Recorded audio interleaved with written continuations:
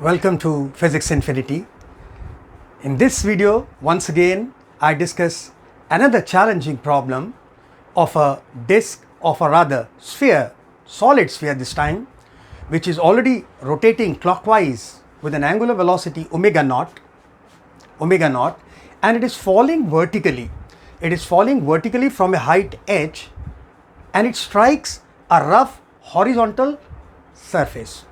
The coefficient of friction is mu and the coefficient of restitution is small e. Now when it makes the collision with the horizontal surface, then immediately, because of the friction, there will be a horizontal impulse that will act on the ball, on the spherical ball. The spherical ball is of mass m, radius r, and its initial angular velocity, this one omega naught, is given as 120 radian per second. These are the initial conditions.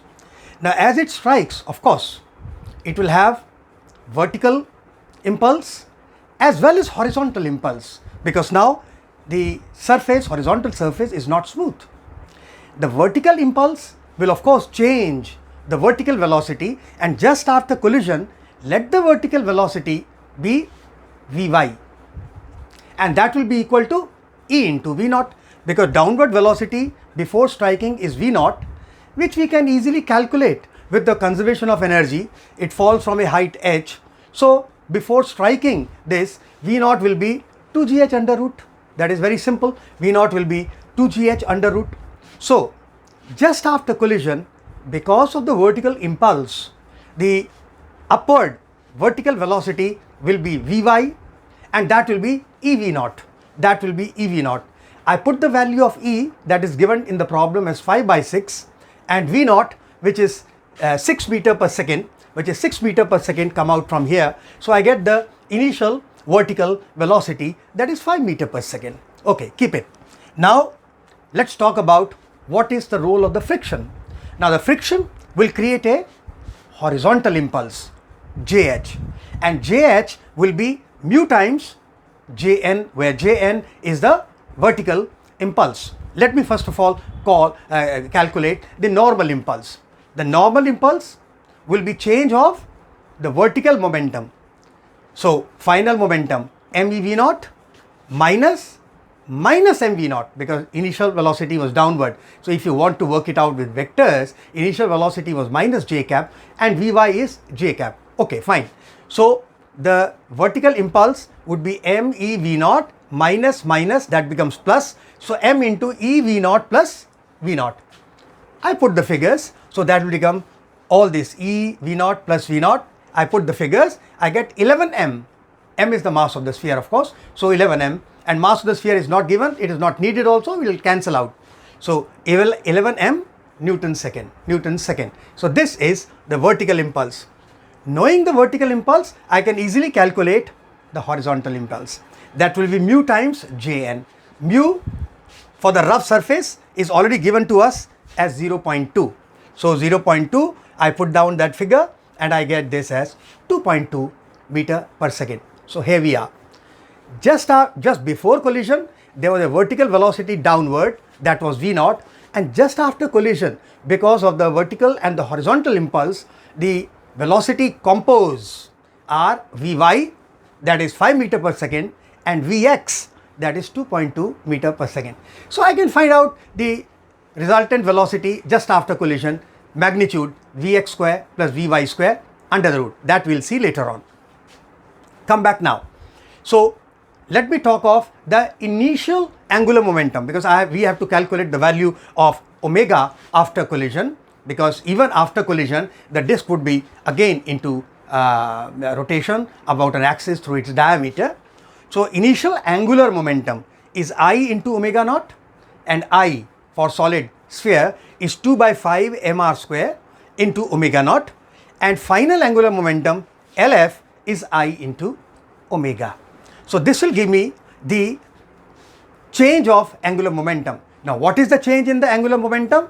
The angular momentum change, angular momentum is decreasing, because there is a retarding impulse. there is a retarding horizontal impulse. So the retarding angular impulse will be, I am taking it minus because it's retarding, so minus radius into JH. This is the retarding angular impulse, and that is the change in angular momentum. So I omega final minus I omega naught initial. I put down the values of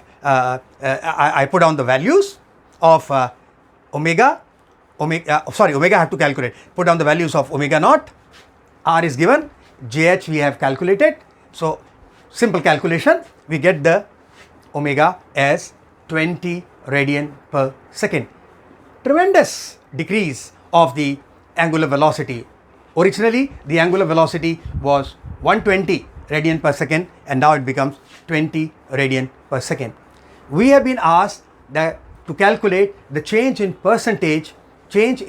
loss in percentage of the kinetic energy. Don't forget, the kinetic energy will have two parts, the translational kinetic energy and the rotational kinetic energy. So the loss of kinetic energy, Ki minus K final. What is Ki? Half m v naught square plus half I omega naught square. Translational part, rotational part, minus final half m v square. I told you v square is vx square plus vy square. V square is vx square plus vy square. We have already calculated those values, 5 and 2.2. Vx is 2.2, vy is 5. So I put down that figure, and half I omega square. I use this, do that as a calculation. You can just put the figures.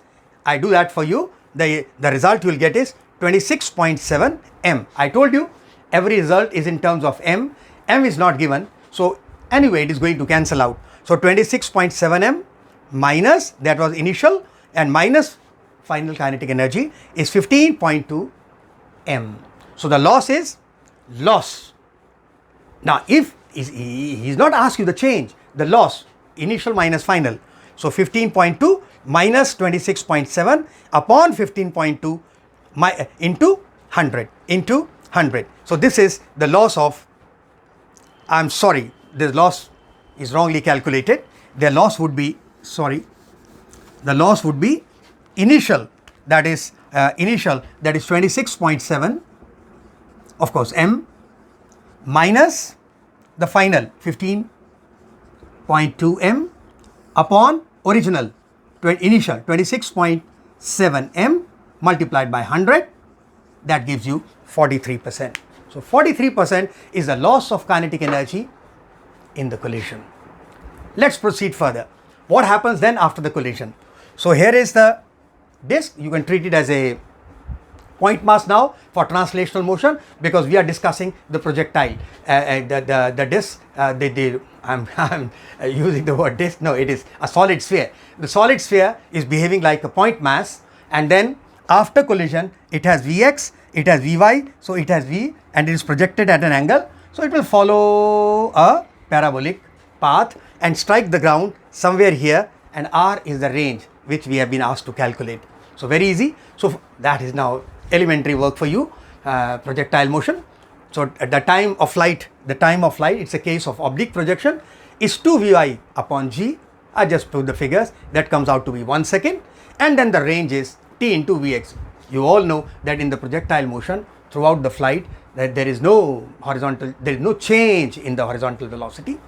So time 1 second, Vx we already know 2.2, that gives me 2.2 meter as the range. What a beautiful problem.